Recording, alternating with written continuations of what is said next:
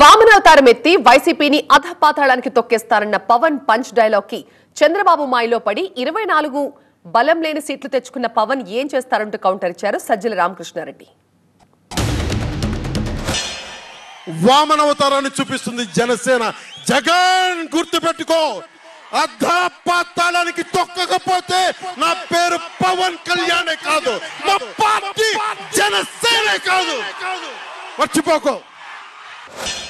వీళ్ళ 30,000 దాటిన 15 సీట్లలో ఒక 7 టీడీపీ పోటీ చేస్తుంది. అంటే విన్నింగ్ సీట్స్ అంటే విన్నింగ్ ఛాన్స్ ఉందో బలమైన సీట్లని ఆయన అనుకుంటే ఆ 30,000 వచ్చిన వాటిలో పోటీ పెట్టాలి. అవేమి ఇవ్వలే. ఆ నెల్లిమర్ల 7,000 వచ్చినవి, 4,000 వచ్చినవి, ఇట్లాంటి ఒక్కటే ఇచ్చినట్టున్నాడు. కాకినాడ రూరల్ ఒకటే ఐ థింక్ అప్పుడు కన్సిడరబుల్ ఓట్లు వచ్చింది ఇచ్చినట్టున్నాడు చంద్రబాబు. మిగిలినవన్నీ ఎగైతే పోతాడో గ్యారంటీగా. చంద్రబాబు నాయుడుకు అనుమానం ఉందో అలాంటి చోట తను 24 ఇచ్చాడు. ఆ చీటీ రూల్లో ఎంత ఉందో ఈయనేమో బాగా నీట్ గా పవన్ కళ్యాణ్ గారి.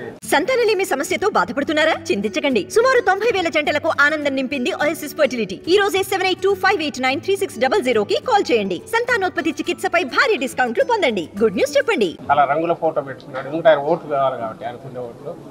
గాజు గ్లాసు కూడా బొమ్మ పెట్టాడు చంద్రబాబు నాయుడు. ఈయనకేమో 5 ఒక మెడికల్ షాప్ లో రాసిస్తాడు ప్రిస్క్రిప్షన్.